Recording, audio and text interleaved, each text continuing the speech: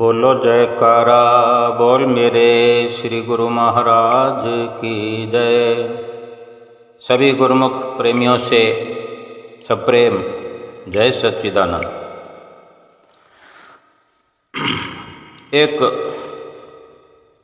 जीवन के अंदर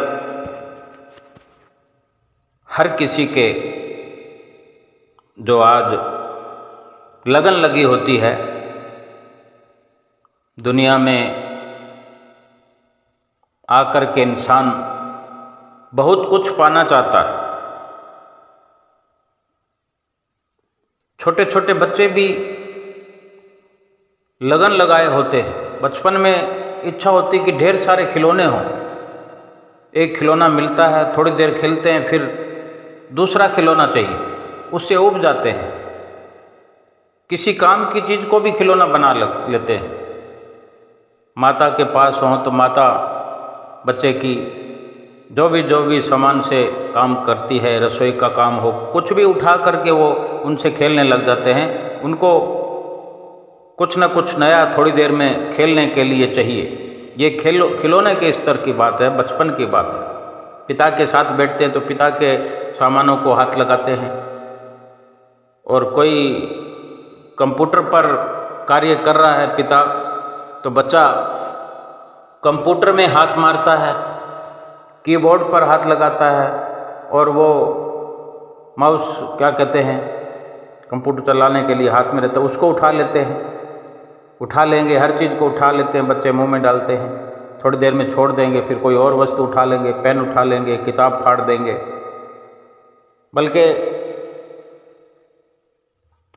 2000 के नोट को भी सुंदर समझकर लेकर फाड़ने तक भी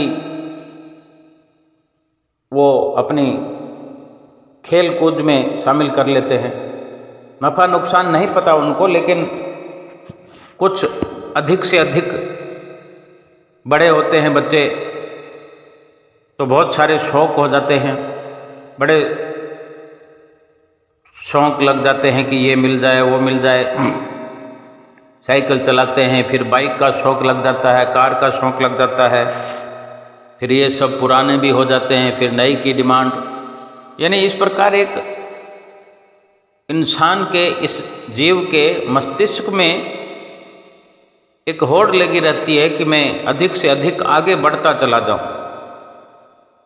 फिर जब एक बिजनेसमैन बन जाता है, दुकानदार बन जाता है, चाहे कोई रेडी भी लगाता हो या नौकरी करता हो, तो रुपयों को बढ़ाने में एक धुन सवार होती है कि रुपए बढ़ते जाए। बस भक्ति परमार्थ के लिए ख्याल नहीं आता। भक्ति करने के लिए अगर भक्ति के क्षेत्र में आ भी जाते हैं, भक्ति के पड़ाव पर आ भी जाते हैं, कदम रख भी देते हैं, तो ये लगन नहीं लगती। ये बहुत बड़ी दुविधा है। लेकिन ऐसा होना चाहिए, क्योंकि हर क्षेत्र में हम तरक्की कर रहे हैं, बचपन से करते आ रहे हैं, करते करते करते यहाँ तक पहुँचे हैं।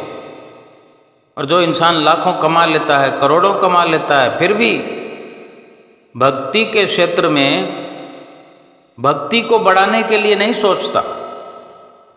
वो थोड़ा बहुत हाथ लगा दिया, पांव लगा दिया, थोड़ा चल पड़ा, तिलक लगा दिया, भगवान को लगा दिया, खुद को लगा दिया, घंटी बजा दिया, चल हो गई भक्ति। उसकी तरक्की के बारे में क्यों नहीं सोचता इंसान? क्योंकि वो अपना समय जो है सारा का सारा सांसारिक तरक्की में देना चाहता है। उसी को उपलब्धि मान लिया है कि सांसारिक जीवन का जो पूरा का पूरा लाभ है वो यही है। बड़ा सारा परिवार हो, बड़ा सारा बिजनेस हो, ढेर सारे रुपए हो, बैंक बैलेंस हो, ढेर सारे मित्र हों, दोस्त हों, परिवार हों, मोटर गाड़ियां चलती हो, कई बंगले हों, कई प्लॉट हों। राजा बनना चाहता है, राजा, सृष्टि का राजा। और संतों महापुरुषों ने आज से नहीं बल्कि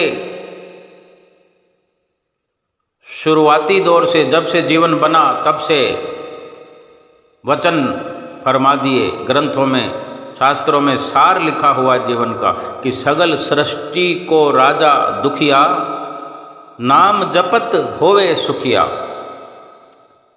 बड़ी बात तो यह है कि इतनी संसार की तरक्की को करते हुए, इतना तरक्की याफ्ता इंसान बनकर भी दुखों की ओर, दुखों को प्रवृत्त हो रहा है, दुखों की ओर बढ़ रहा है, दुख उसके जीवन में बढ़ रहे हैं। लेकिन वो कहीं पर रुक कर, कहीं आराम से अगर विचार करे तभी तो समझ पाए कि मेरे जीवन का क्या हश्र हो रहा है, क्या हश्र होने वाला है। संत महापुरुष ही समझा सकते हैं कि सारे संसार का भी अगर, सारी सृष्टि का भी अगर राजा बन जाए तो दुख बढ़ते चले जाएंगे, दुखी जीवन हो जाएगा। और अगर सुखी जीवन बनाना है तो वो भगवान का नाम सुमरने से, भगवान का नाम सुमरण करने से, सकल सृष्टि को राजा दुखिया, नाम जपत होवे सुखिया। संत महापुरुष कई प्रकार से हम जीवों को चिताते हैं, रास्ते पर लाते हैं, कितने ही ऐसे प्रयास करते हैं कि हमारा जीवन सफल हो जाए, हमारा संसार में आना सफल हो जाए। संसार की जो तरक्की हम देख रहे हैं, हमारे माता पिता ने बहुत तरक्की कमाई, चाहे कम बैलेंस रखा या चाहे वो मुश्किल से ठीक ठाक गुजारा किया, हमें पाला पोसा,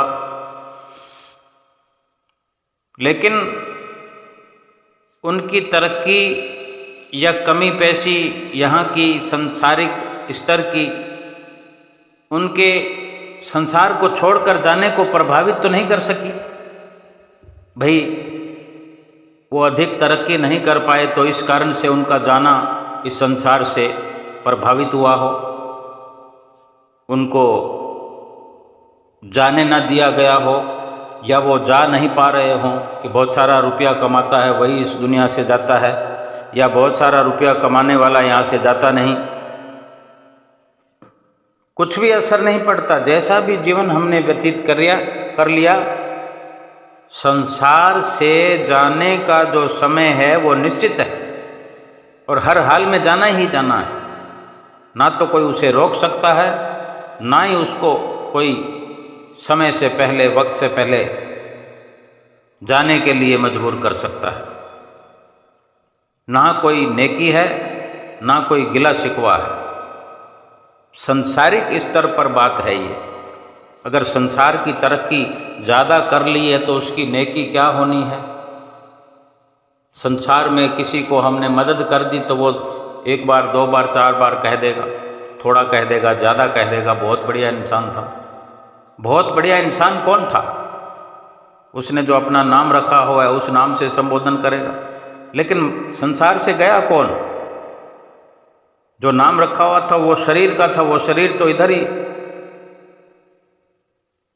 जला दिया गया, दफना दिया गया, मिट्टी में मिला दिया गया। और जो मदद की थी वो तो इस शरीर ने की थी, शरीर के माध्यम से हुई थी। जीवात्मा जो है वो इस संसार से, इस शरीर से गया, इस शरीर से चला गया है, दूसरे शरीर में प्रवेश होने को है। इधर से निकला नहीं कि उधर शरीर तैयार है, लेकिन ये व्यवस्था शरीर की जो है वो इस शरीर के आधार पर होनी है कि इस शरीर में रहते हुए, इस शरीर के होते हुए किस प्रकार के कर्म हम करते रहे, उसके आधार पर वो शरीर मिलेगा। उसके आधार पर आगे का सफ़र शुरू किया जाएगा। वहाँ यहाँ के इस प्रकार की तरक्की याफ्ता जीवन का कोई लेखा जोखा नहीं होगा। वहाँ पाप और पुण्य का लेखा है, कितना पाप किया कितना पुण्य किया, इसी आधार पर जीवन मिलेगा। और कितनी भक्ति की, सतगुरु के बताए रास्ते पर भगवान का नाम सुमरण किया, इसी आधार पर आगे का पारलौकिक जीवन जिसे कहते हैं वो तय किया जाता है। जिसने तरक्की की भक्ति में, जिसने श्वासों का मान, सांसों की कदर, श्वासों से लाभ उठाया, मनुष्य जीवन के वक्त से लाभ उठाया, मनुष्य जीवन का जो ये अवसर मिला इस जीवन के अंदर वो किया जो वास्तव में परलोक में लेखा गिना जाता है, जिसकी परलोक में कदर की जाती है। मालिक के आगे जिस कारनामों का बखान सुना जाता है, संसार की तरक्की का वहाँ पर कोई जिक्र नहीं होता। एक दृष्टांत है, एक संत पहुँचे हुए जिनके दो शिष्य, संत जी कहीं जा रहे थे तो अपने दो शिष्यों को एक डिब्बे में मूंग के दाने दिए और कहा ये मूंग जो हैं हमारी अमानत हैं। थोड़े से ही थे और ये हिदायत की।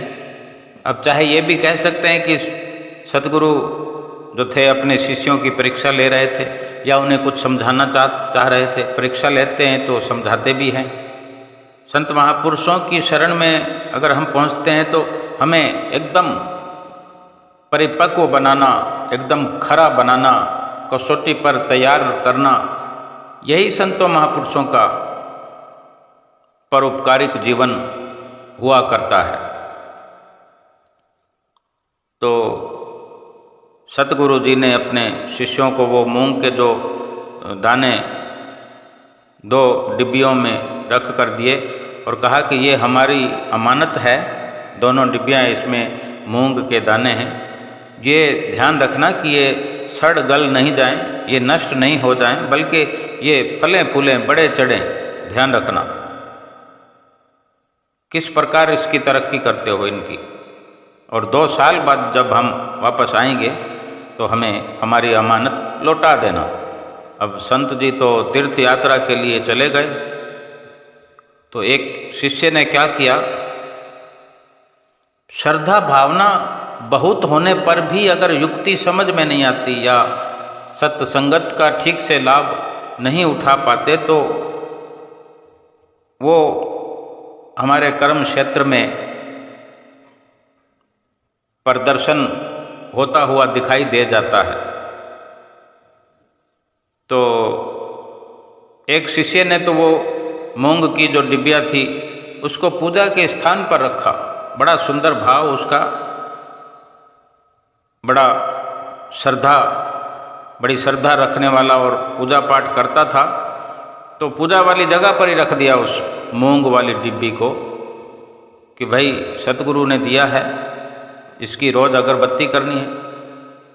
दूसरे शिष्य ने मूंग के दानों को खेती में बो दिया, डिब्बी को खाली कर दिया। अब ये तो हम समझते हैं कि जिसने खेती में बो दिया वो तो फसल तैयार होगी उसकी, और इस प्रकार एक तो पूजा अर्चना करता रहा उस डिब्बी की, कभी खोल के भी नहीं देखा, और दूसरे शिष्य ने उसको मूंग की डिब्बी को खाली करके खेती में बो दिए मूंग। 2 साल बाद संत वापस आया और पहले शिष्य से अमानत मांगी, लाओ भाई।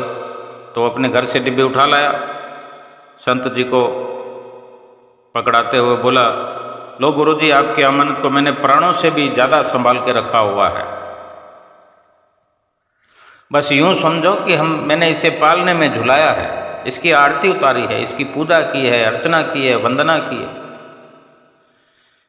संत बोले, लाओ जरा देखो तो सही कि अंदर के माल का क्या हाल है। बाहर तो डिब्बी चमक रही है, बड़ा तुमने इसकी साफ सफाई की है, इसको संभाल के रखा है, भीतर भी तो देखूं कि जो असली माल है उसका क्या हाल है।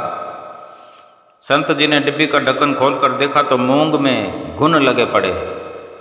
आधे मूंगों की तो चटनी बन गई, चाहे 50 ग्राम ही हो, 100 ग्राम हो। अब वो आधे से ज़्यादा तो मूंग का मिट्टी बन गई और घुन अभी उसमें लगे हैं, बाकी भी बेकार होने को चले हैं। बेकार होने को चले हैं तो बेकार ही हो गए एक प्रकार से। अब उसका क्या काम आना है, क्या काम में आएंगे। संत ने शिष्य को वो मूंग दिखाते हुए कहा, क्यों बेटा इन्हीं घुणों की पूजा अर्चना करते रहे इतने समय तक। शिष्य बेचारा शर्म से सिर झुकाए चुपचाप खड़ा रहा।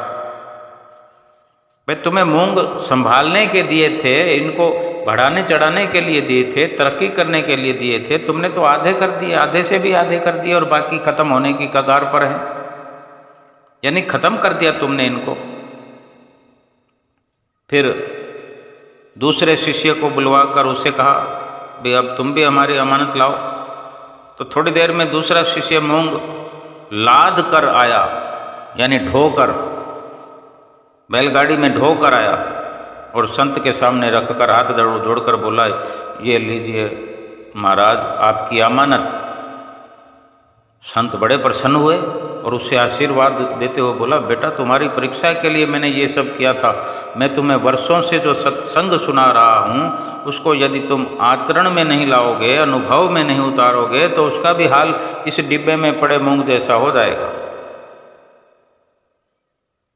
यानी हमें समझना है, सतगुरु जी ने जो नाम की दौलत, हम सभी गुरुमुख प्रेमी, हम चाहे श्री गुरु महाराज जी से दूर रहते हैं, नज़दीक रहते हैं, कभी कभी दर्शन करते हैं, लेकिन जो हमें नाम की बख्शिश हुई है ना, उस नाम को हम कैसे अमल में लाते हैं। मूंग की दौलत यानी नाम की बख्शिश, हमें जो नाम दिया गया है उसकी हम नियमित रूप से सुमरन भजन से उसकी सिंचाई करें, उसकी बुआई करें। और ये नाम के सुमरन की जो खेती लहलहाएगी, इसकी जो फसल होगी, हमारे इस लौकिक और परलौकिक जीवन को माला माल कर देगी। और क्या हम बात कर सकते हैं आशीर्वाद की, कि सतगुरु की ओर से हमें कितना आशीर्वाद भीतर से, गुप्त रूप से, सूक्ष्म रूप से और प्रत्यक्ष रूप से मिलता रहेगा, मिलता चला जाएगा। लोक परलोक तक हम पल्वित पुष्पित होते रहेंगे और आत्मा निहाल हो जाएगी। और इतनी सुमरन की ये खेती फलेगी फूलेगी कि इसकी ताकत से, इसकी पावर से जो जन्म जन्मांतरों के पाप हैं सब के सब नष्ट हो जाएंगे, समाप्त हो जाएंगे। और ये भजन सुमरन की खेती का भंडार हमारे पास एकत्र हो जाएगा, जो परलोक में हमारा आत्म कल्याण के काम आएगा। भगवान ने हमें ये श्वास दिए हैं, श्वासों की ये डिब्बी भर के दिया है। ये मनुष्य जीवन के अंदर श्वास सजा कर दिए हैं, श्वास रख कर दिए हैं। ये खाली मनुष्य जीवन ही नहीं है कि हम सोचें कि मनुष्य जीवन बड़ा अनमोल है। श्वास हैं इसमें तभी ये अनमोल है। ये मनुष्य जीवन श्वासों से और श्वास इस मनुष्य से एक दूसरे से बढ़ करके मिल करके ये कीमती मनुष्य जीवन कहलाता है। और जो सतगुरु का मिलना है, उनसे जो नाम की बख्शिश का प्राप्त होना, नाम की बख्शिश मिलना है, श्वास श्वास में नाम जपने से ये खेती लहलहाएगी, ये जीवन भी हमारा सुखों से भरपूर होगा और जीवात्मा का कल्याण होगा, सतगुरु की भरपूर प्रसन्नता मिलेगी। और अगर श्वासों में, श्वास श्वास में सुमरन नहीं करेंगे तो श्वास तो समझो घुण लगते चले जाएंगे। श्वास, जो श्वास खत्म हो गया उसका भला क्या हो सकता है? मिट्टी हो गया, वो खत्म हो गया, वो वापस नहीं आता। गया हुआ हम जो श्वास लेते हैं, श्वास लिया छोड़ दिया, लिया छोड़ दिया, उसमें नाम की कमाई नहीं की तो भी श्वास तो गिनती हो गया, क्योंकि श्वास तो गिनती के मिलते हैं रोज के। जितने श्वास मिले हुए हैं रोज, तो एक लिमिट तक हम श्वासों के साथ ही जीते हैं। दूसरे दिन फिर अब श्वास तो खर्च हो गए, 24,000 श्वास कहते हैं कि खर्च होते हैं रोज के रोज। इंसानी जीवन में लगभग 24,000 श्वास खर्च होते ही हैं, चाहे हम नाम जपें या ना जपें, किसी को सताएं, किसी का दिल दुखाएं, या किसी को खुशी पहुंचाएं, या सतगुरु की प्रसन्नता प्राप्त करें नाम की कमाई करके, 5 नियमों की पालना करके। अब हम देखो श्री आरती पूजा करते, हमें जो समझाया जाता है कि 5 नियमों की पालना करो, तो 5 नियमों की पालना में हमें नित्य प्रति 2 समय की श्री आरती पूजा करनी होती है। अब हम आरती पूजा करते हैं, हमारे वो श्वास जो खर्च हो रहे हैं, आरती पूजा करेंगे तो भी श्वास खर्च हो जाएंगे। आधा घंटा लगता है बेशक आरती पूजा में एक समय में, या 5 मिनट कम लगाएं ज़्यादा लगाएं, जो भी है। अब नहीं करेंगे तो भी वो आधे घंटे में अगर लगभग समझें कि 500 श्वास के करीब समाप्त हो जाते हैं। 24 घंटे में 24,000 श्वास हैं, तो 1 घंटे में 1,000 श्वास, आधे घंटे में 500 श्वास। ये समझने की बात इसलिए कि किसी प्रकार से हमारी सुरती जो है भजन सुमरन में जुड़ जाए, किसी प्रकार से हमें कुछ न कुछ सोचने का अवसर मिले। संसारिक जीवन में हम इतने आंकड़े लगाते हैं, नफे नुकसान लगाते हैं, तो भक्ति के जीवन में क्यों नहीं बखूबी लगाना चाहिए, गणित लगाना चाहिए। एक आरती पूजा के समय में 500 श्वास खर्च होते हैं। आधा घंटा अगर हम देखो, हम आरती करने के लिए आरती की बत्ती बनाते हैं, आरती की थाली बनाते हैं, जोत में घी डालते हैं, हमारी सारी प्रक्रिया जो है ये श्वासों का सुधार करने में, सांस श्वास में ये सतगुरु की आज्ञा की जो पालना है, ये कहीं ना कहीं हमको सुमरन की ओर ले जाने वाली है कि हम इन नियमों से बंध जाएं, इन नियमों का बंधन स्वीकार करें। जब सुमरन में बैठेंगे तो फिर हमें लाभ मिलेगा। आरती की थाली सजाने की शुरुआत से लेकर आरती की समाप्ति तक अगर आधा घंटा भी समझ लें, 500 श्वास लेखे लगे। अब ये अलग बात है कि हम श्वासों को पूर्ण तौर पर आरती में लगा पाए कि नहीं, हमारी सुरती इधर उधर, मन हमारा इधर उधर दौड़ता रहा, लेकिन फिर भी आरती की थाली हमारे हाथों में है। हम जोत बना रहे हैं, जोत का घी डाल रहे हैं, बत्ती लगा रहे हैं, जोत जला रहे हैं। कितना ही मन या सुरती हमारी भागे, कितना ही दौड़ दौड़ कर चक्कर लगाए, लेकिन बार बार दौड़ दौड़ कर आएगी तो फिर वहीं आरती बना रहे हैं तो आरती में आएगी। जहाँ हमारी आंखें हैं, जहाँ हमारे हाथ हैं, यानी जहाँ शरीर है, मन घूम घाम कर फिर वापस शरीर में स्थित हो जाएगा। थाली हमारे हाथ में, हमारी आंखों के सामने श्री परमहंस महाराज जी विराजमान है। 6 के 6 पातशाही के स्वरूप जो हमारी आंखों के सामने हैं, कभी हम उनको देखते हैं, कभी अपने भीतर झांकते हैं, कभी शब्दों, आरती के शब्दों पर कुछ मनन करते हैं, सोचने की कोशिश करते हैं। कभी हमारा पंचम पातशाही गुरु महाराज जी की ओर ध्यान चला जाता है। इस जन्म में अधिकतर हम पंचम रूप में और छठे रूप में ही मुखातिब हो पाए हैं, उनसे मिल पाए हैं आमने सामने रूबरू। हमारे कई ऐसे बुजुर्ग गुरुमुख भाई बहन हैं जो दूसरी पातशाही गुरु महाराज जी के समय के भी शायद हों, होने को तो पहली पातशाही गुरु महाराज जी के समय के भी हों। ये हमारे अवभाग्य हैं कि हमें ऐसे गुरुमुखों को मिलने का अवसर मिले, उनको देखने का अवसर मिले। तीसरी पातशाही गुरु महाराज जी के वक़्त के भी गुरुमुख प्रेमी हैं, चौथी पातशाही गुरु महाराज जी के वक़्त के भी गुरुमुख प्रेमी हैं, ऐसे बुजुर्ग हैं। लेकिन पंचम और छठे रूप के तो हैं ही हैं, या अभी कोई नई पीढ़ी है, नई शुरुआत है, तो छठी पातशाही गुरु महाराज जी के तो प्रेमी हैं ही। तो आरती करते हुए परमहंसों के सामने खड़े हुए हम अपने गुजरे दिनों का, गुजरे माह का, गुजरे वर्ष का, जो हमने सतगुरु के साक्षात आमने सामने दर्शन किए, कभी वो याद आ जाएगी। किस प्रकार श्री गुरु महाराज जी ने टॉफियाँ लुटाई, किस प्रकार श्रीकार के अंदर विराजमान होकर शीशों से जब आशीर्वाद देते हैं, कितने प्यारे लगते हैं गुरु महाराज जी, कितना स्नेह वो बरसाते हैं, तो हमारा भी स्नेह उमड़ता है।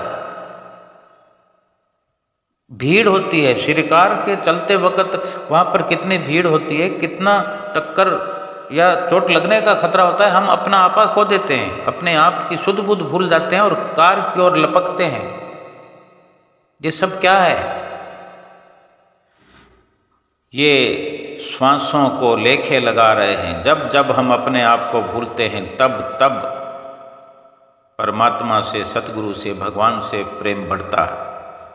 तब ये नाम की खेती हो रही होती है, भक्ति की खेती हो रही होती है, जीवन सफल हो रहा होता है, पापों का खात्मा हो रहा होता है, अपने मकसद की ओर बढ़ रहे होते हैं।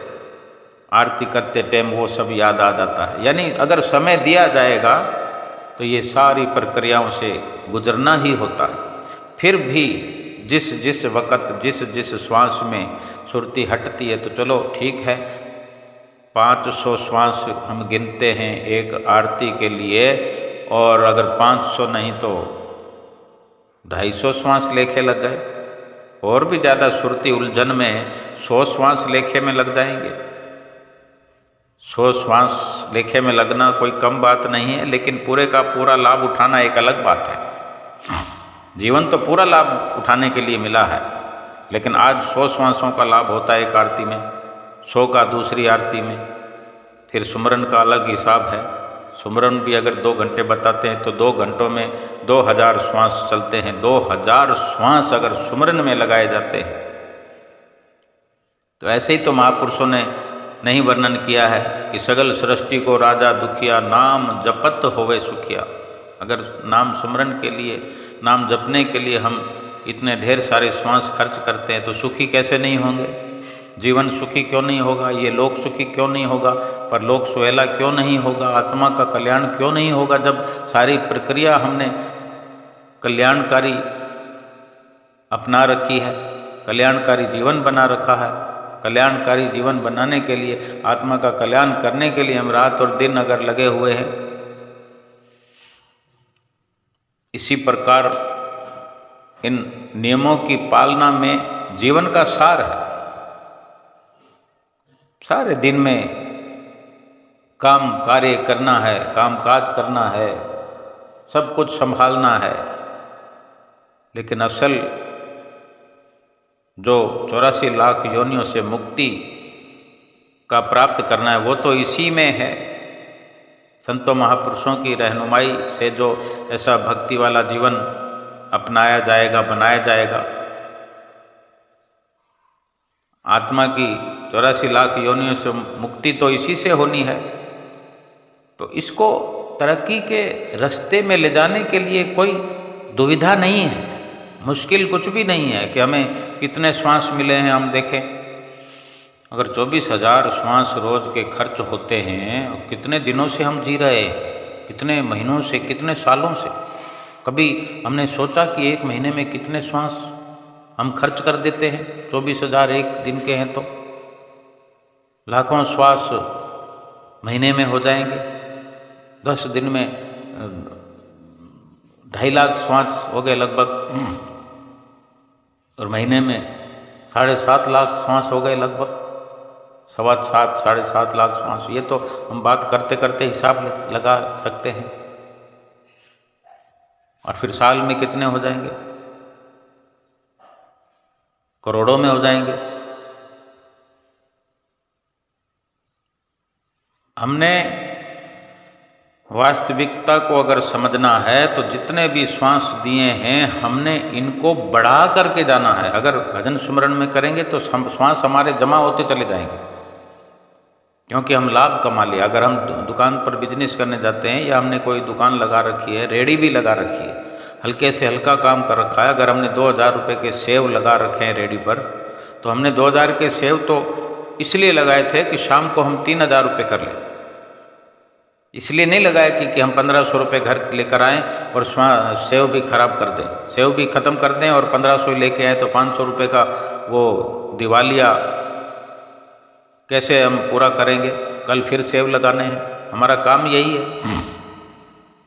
आज 500 का नुकसान किया, कल फिर 500 का नुकसान किया, तो फिर उधार लेने की नौबत आ जाएगी, फिर उधार मिलना शुरू हो जाएगा। उधार लेना शुरू कर देंगे तो उधार चुकता नहीं करना पड़ेगा। ये श्वास जो मिले हैं उपहार के रूप में, गिफ्ट के रूप में इसलिए दिए हैं कि उम्मीद प्रभु ने की है कि हम उनको बढ़ा चढ़ा करके वापस उनको जाकर देंगे, और जो नफ़ा कमाएंगे वो हमारे लिए, और उनको जो श्वास हैं वो वापस हम हंसते हुए मुस्कुराते हुए वापस देंगे। अगर हम कमाई करेंगे, अब अगर हमने 2,000 के सेव खरीदे हैं तो 2,000 रुपये हो सकता हम अपने पिता से लेकर आए हैं।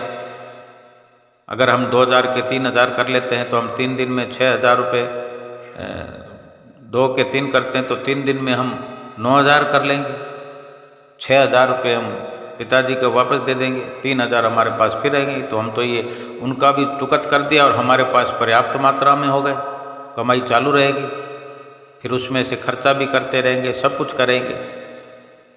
श्वास भी ऐसे ही हमें समझना है कि जो प्रभु ने दया करके श्वास दिए हैं इसकी कमाई करनी है, और इसकी कमाई यही है कि सतगुरु ने हमें जो नाम की बख्शिश कर दी है, ये तो हम किस्मत वाले हैं, भागो वाले हैं जो सतगुरु की शरण प्राप्त हो गई।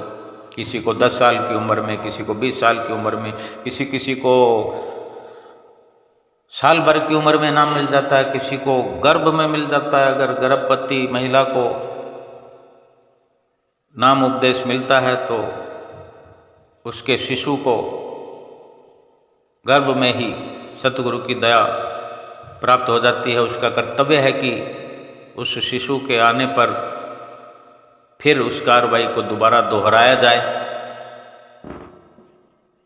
और कम से कम ये हर वक्त ख्याल रखना चाहिए कि अगर अभी शुरुआत हुई है तो वक्त कम है। बेशक 24,000 श्वास हैं वो एक दिन के लिए हैं, लेकिन 24,000 श्वास हम रोज ले पाएंगे या नहीं? किस दिन ये कर्म टूट जाएगा? क्योंकि आज आखिरी दिन हो, ये जरूर थोड़ी है कि आज का दिन हुआ है तो ये दिन पूरा होगा ही, रात भी पूरी होगी ही। कोई कलमबद्ध कहीं नियम या कोई लेखा जोखा थोड़ी है हमारे पास। भाई खाता तो नहीं है कि हम फलां दिन फलां बजे इतने बजे हम इस दुनिया से चले जाएंगे, हमारी यह लीला समाप्त हो जाएगी, कुछ भी नहीं मालूम है। लेकिन हर श्वास को ही हम आखिरी समझें, ये एक लेखा जोखा है कि अगर हम इतने दिन व्यतीत कर चुके हैं तो इतने श्वास खत्म कर चुके हैं, और फिर अगर एक एक दिन करके हमें समय मिलता रहेगा तो एक एक दिन में 24,000 श्वास हमें मिलते रहेंगे, खर्च होते रहेंगे। लेकिन उसका लाभ फिर कैसे होगा? वो लाभ यही संतों महापुरुषों के पास जाने से ही समझ आती है, और इस समझ का लाभ यही है कि फिर अमल करें कि श्वास श्वास सुमरन करके श्वासों को बढ़ाते चले जाएं, श्वासों का लाभ उठाते चले जाएं, और जीवन को भरपूर लाभ की ओर ले जाए, अपने आप को लाभ की ओर बढ़ाए। एक दिन ये जीवन भी समाप्त हो जाएगा, श्वास भी समाप्त हो जाएंगे, लेकिन भजन सुमरन किया हुआ वो इस जीव के खाते में जो अभी से जुड़ रहा है, जब तक मनुष्य शरीर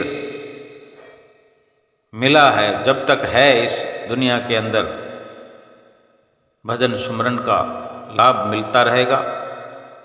भजन सुमरन से ये शरीर सुचारू रूप से चलता है, सुखों में समय व्यतीत होता है, मन शांत चित्त एकाग्र होकर रहता है और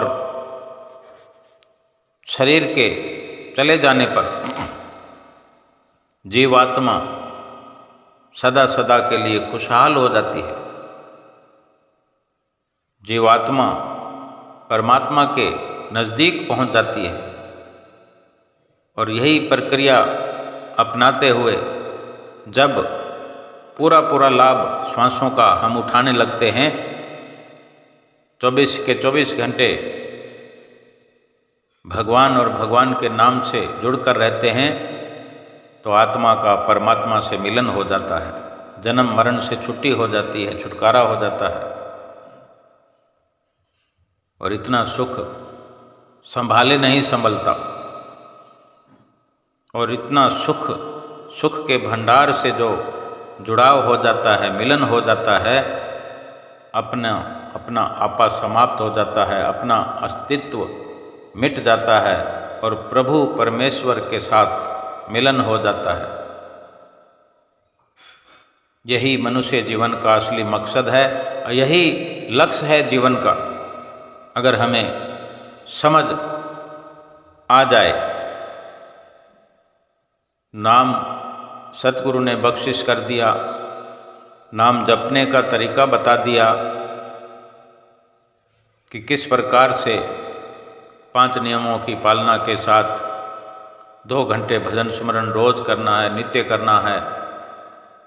सतगुरु के ध्यान को मस्तक में बिठा करके मस्तक में सतगुरु की छवि को निहारते हुए बंद आँखें, बंद जुबान, बंद कान, जितने भी प्रकार से समझाया गया सभी को एक से एक बढ़कर आगे से आगे बढ़ना है। धीरे धीरे धीरे धीरे अपने समय को लाभ की ओर परिवर्तित करते करते ऊंचे सोपान पर पहुंच करके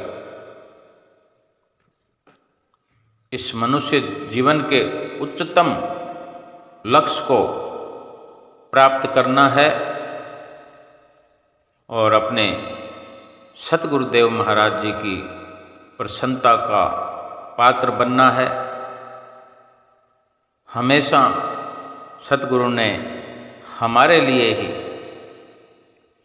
हर पल कोई ना कोई लीला रचाई है, कोई रचना रचाई है, कुछ भी सोच अपनाई है, वो केवल इसीलिए कि हमारा जीवन जो है ये सफल हो जाए और इसी सफल जीवन के चलते 84 लाख योनियों से छुटकारा प्राप्त हो जाए, फिर हमें दोबारा 84 लाख योनियों का मुंह ना देखना पड़े। तो हमारा भी फर्ज है कि जब सतगुरु हमारे लिए इतना परोपकार करते हैं तो हम भी अपनी जीवात्मा के लिए, अपने भले के लिए, अपने जीवन को, अपनी जीवात्मा का कल्याण करने के लिए सतगुरु की आज्ञा का पालन बखूबी करें। भजन स्मरण 2 घंटे नित्य प्रति करें। 5 नियमों की पालना में दोनों समय की आरती, पूजा, समय समय पर सेवा, दर्शन, सत्संग, दर्शन, ध्यान सभी कुछ करते हुए अपना जन्म सफल करें। बोलो जयकारा बोल मेरे श्री गुरु महाराज की जय।